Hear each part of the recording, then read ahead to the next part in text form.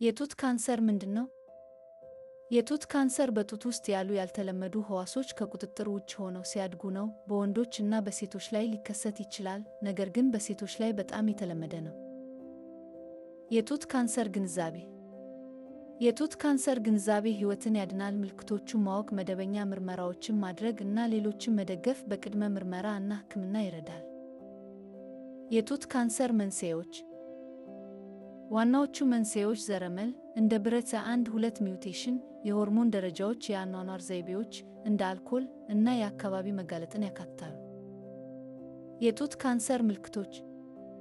በጡት ወይም በብብት ላይ አዲስ እብጠት፣ በጡት መጠን ወይም ቅርጽ ላይ ለውጦች፣ የቆዳ መፍዘዝ፣ የጡት ጫፍ መፍሰስ፣ የቆዳ መቅላት ወይም መቅላት። የጡት ካንሰር ደረጃዎች። ደረጃ 0 ወራሪ ያልሆነ፣ በጡት ቱቦዎች ሎቡሎች ውስጥ። ደረጃ ኤ ካንሰር በጡት ብቻ ትንሽ ነው። ደረጃ ኤ ካንሰር ትልቅ ነው ወይም ወደ ጥቂት ሊምፍ ኖዶች ተሰራጭቷል። ደረጃ ኤ ካንሰር ወደ ብዙ አንጓዎች ወይም በአቅራቢያው ባሉ ኅብረ ሕዋሳት ላይ ተሰራጭቷል። ደረጃ ኤ ካንሰር እንደ አጥንት፣ ሳምባ ላሉ የሩቅ አካላት ተሰራጭቷል። የጡት ካንሰር 5ቱ የማስጠንቀቂያ ምልክቶች ምንድን ናቸው?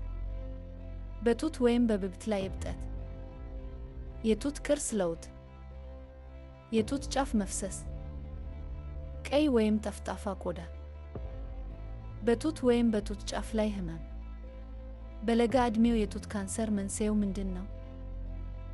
ጄኔቲክስ፣ እንደ BRCA ሚውቴሽን፣ የቤተሰብ ታሪክ፣ የጨረር መጋለጥ እና የሆርሞን መዛባት ቀደም ብሎ የጀመረውን የጡት ካንሰር ሊያስከትሉ ይችላሉ።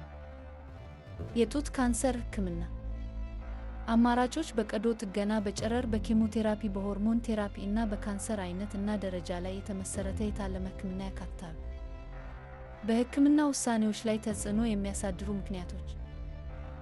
የካንሰር ደረጃ እና አይነት፣ ዕድሜ እና ጤና፣ የጄኔቲክ ምርመራ ውጤቶች፣ የሆርሞን ተቀባይ ሁኔታ፣ የታካሚው። የጡት ካንሰር ያለበት ሰው የሕይወት ተስፋ ምን ያህል ነው? እንደ ደረጃው ይለያያል። የመጀመሪያ ደረጃ 5 ዓመት መትረፍ 90 በመቶ። ደረጃ 4 ወደ 30 በመቶ አካባቢ፣ ግን ሕክምናዎች ውጤቶችን እያሻሻሉ ነው። የጡት ካንሰር የት ይተላለፋል? የተለመዱ ቦታዎች አጥንት፣ ጉበት፣ ሳምባ እና አንጎል ያካትታሉ። ይህ ሜታስታቲክ የጡት ካንሰር ይባላል።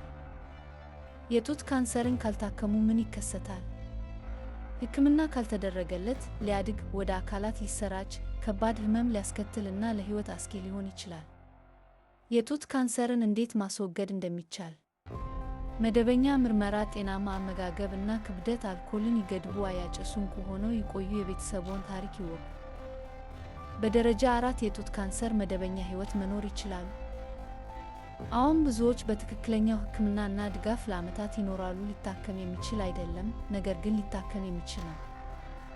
መቼ ዶክተር ማየት እና የትኛውን ዶክተር መጎብኘት እንዳለበት ካስተዋሉ ወዲያውኑ ዶክተር ያማክሩ። በጡቶ ወይም በብብቶ ላይ እብጠት፣ ያልተለመዱ የጡት ለውጦች። ማንን ማየት? ከአጠቃላይ ሐኪም ወይም የማህፀን ሐኪም ጋር ይጀምሩ። አስፈላጊ ከሆነ በኢትዮጵያ ለተጨማሪ ምርመራ እና ሕክምና ወደ የጡት ስፔሻሊስት ወይም ኦንኮሎጂስት ይልካሉ። በኢትዮጵያ የጡት ካንሰር ይድናል? በኢትዮጵያ ያለው የጡት ካንሰር ህልውና በጣም ዝቅተኛ ነው፣ ምክንያቱም ዘግይተው በምርመራው ወቅት እና የአገልግሎቱ ተደራሽነት ውስን ቢሆንም አገልግሎቱ እየተሻሻለ ነው። ለተጨማሪ ሰብስክራይብ ያድርጉ።